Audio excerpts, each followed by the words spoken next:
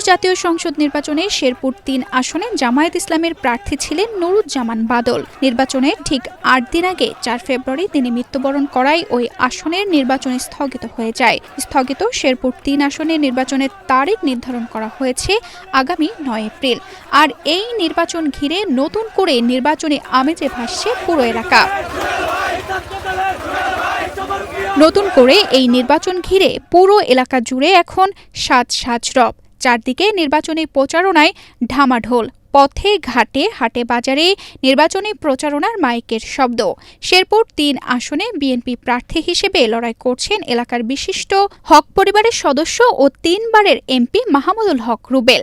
৯ April নির্বাচন ঘিরে রুবেলের পক্ষে প্রচারণায় নেমেছেন তার স্ত্রী ও মেয়ে। পদ্মা সেতু, মেট্রো রেল এবং এলিভেটেড এক্সপ্রেসওয়ে নির্মাণের গর্বিত অংশীদার বসুন্ধরা সিমেন্ট। আপনারা সবসময় আমাদের পাশে থাকবেন, দোয়া করবেন এবং আপনাদের সহযোগিতা করবেন।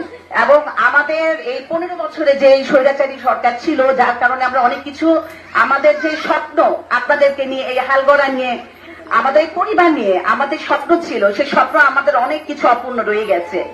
তো আমি আপনাদের কাছে সেই আশা করব বা সেই সহযোগিতা চাবো, আপনারা আমাদের পাশে থেকে আমাদের সেই স্বপ্ন পূরণ করার, আপনাদের স্বপ্ন পূরণ করার সেই সুযোগ আমাদেরকে করে দিবেন।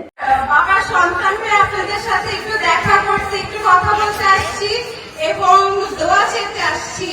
আমার বাবা মাহমুদুল হক রুবেল, আমি আশা করি আপনারা সবাই চিনেন।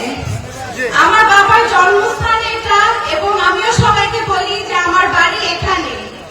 তো আমার বাবা কিন্তু ১৭ বছর আপনাদের সাথে ছিল। নির্বাচনের প্রচারণায় রুবেলের স্ত্রী কন্যার অংশগ্রহণ ভিন্ন মাত্রা পাচ্ছে জনসভাগুলো।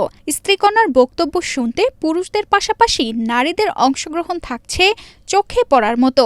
স্ত্রী গৃহবধূ ফরিদা হক দীপ স্বামীর জন্য মেয়ে লন্ডন আইন বিশ্ববিদ্যালয়ের আইনের শিক্ষার্থী রোবাইদা হক রিমঝিম পিতার জন্য ভোট প্রার্থনা ও আগামী দিনের উন্নয়নের প্রতিশ্রুতি দিচ্ছেন। নির্বাচনী এলাকার সীমান্তবর্তী ২ উপজেলার অলিগলি, শহর, গ্রাম বা পাহাড়ে সবখানে মা মেয়ের উপস্থিতি ও প্রচারণা বিশেষ দৃষ্টি কেড়েছে। তানজিদা রহমান, ইনায়া, বাংলাদেশ প্রতিদিন।